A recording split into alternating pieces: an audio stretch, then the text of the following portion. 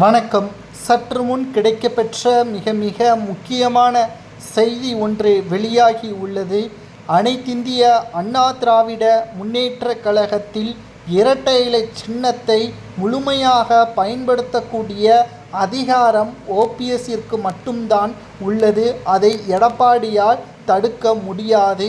ஏனென்றால் பொதுச்செயலாளர் என்ற பதவியே நீதிமன்றத்தின் இறுதி தீர்ப்பு வந்ததற்கு பிறகுதான் எடப்பாடிக்கு சாதகமாக தீர்ப்பு வந்தால் மட்டும்தான் எடப்பாடி பழனிசாமி அவர்கள் பயன்படுத்த முடியும். அதுவரைக்கும் அதிமுகவின் உச்ச வரம்பு பதவி என்றால் அது ஓபிஎஸ் அவர்கள் வகித்து வரக்கூடிய ஒருங்கிணைப்பாளர் பதவி மட்டுமே என்பதையும் தெளிவாக தெரிவித்திருக்கிறார். தற்பொழுது இருக்கக்கூடிய சூழலில் எடப்பாடி பழனிசாமி அவர்கள் அதிமுகவின் பொதுச் செயலாளர் என்பதை தொண்டர்கள் நம்ப வேண்டாம் என்றும் தேர்தல் ஆணையமே தெரிவித்துள்ளது.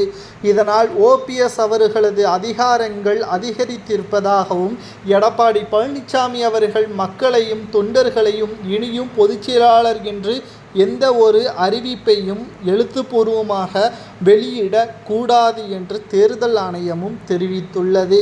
பல ஆண்டுகளாக இந்த ஒரு வார்த்தைக்காகத்தான் ஓபிஎஸ் அவர்களும் அவர்களது ஆதரவாளர்களும் இருந்து வந்தார்கள்.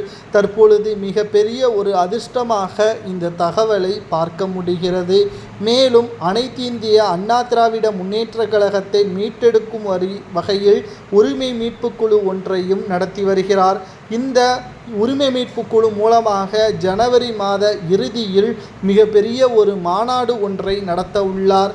அதில் சசிகலா, வைத்திலிங்கம், மனோஜ் பாண்டியன், குறிப்பாக பாஜகவில் உள்ள சில முக்கியமான நிர்வாகிகளையும் அழைத்து வர உள்ளதாக தகவல்களும் கிடைக்கப்பெற்றுள்ளது.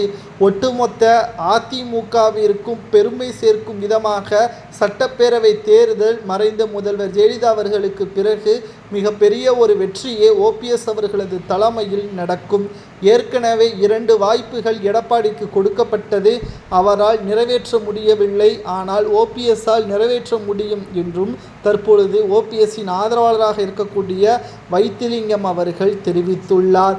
பொறுமையாக இருந்து பார்க்கலாம். அனைத்திந்திய அண்ணா திராவிட முன்னேற்றக் கழகத்தை ஓபிஎஸ் அவர்கள் மீட்டெடுக்கிறாரா? மதுரையில் நடக்கக்கூடிய மிக பிரம்மாண்டமான மாநாட்டின் மூலமாக அனைத்து உண்மைகளும் வெட்ட வெளிச்சத்திற்கு வரும் என்றும் கூறப்படுகிறது. இதை பற்றியான தகவலை கமெண்ட் வாயிலாக கூறுங்கள். நன்றி, வணக்கம்.